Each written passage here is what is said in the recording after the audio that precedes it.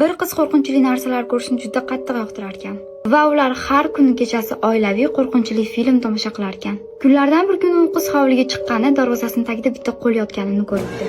Qiz qo'rqqandan baqirib yuborganda uydagilar yugurib chiqib nima bo'lganini so'rabdi. Qiz nima bo'lganini aytganida bo'lsa darvozaning tagidagi qo'l yo'q bo'lib qolibdi.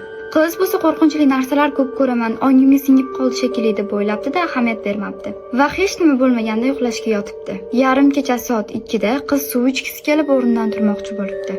Ammo ustida shaklsiz qop-qora og'ir narsa qizni bosib turar ekan. Qizni u narsaga na kuchi yetibdi, uydagilarni chaqiraman deb baqirsa ovozi ham chiqmabdi. Amallab u qiz o'rnidan turib ketib, eplab tongni o'tkazib olibdi. O'sha kuni ertalabdan kechgacha qiz hech nima bo'lmaganda yuribdi. Ammo shom payti bo'lgandan keyin har xil g'ayritabiiy hodisalar boshlanibdi. Eshiklar o'zidan-o'zi ochilib yopilibdi. Oshxonada bir o'zi ovqatlanib o'tirgan paytda bo'lsa rakvinadagi suv ochilib yopilibdi. Eng dahshatlisi bo'lsa, qiz idishlarini yumagan kuni rakvina taqqalar ekan.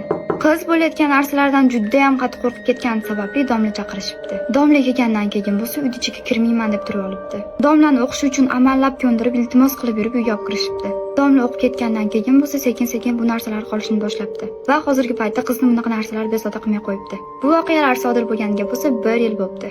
Kimning hayotida shunaqa qo'rqinchli narsalar sodir bo'lgan bo'lsa menga bemalol yozishinglar mumkin. Men bu hayotlarni video orqali shunaqa yoritib beraman.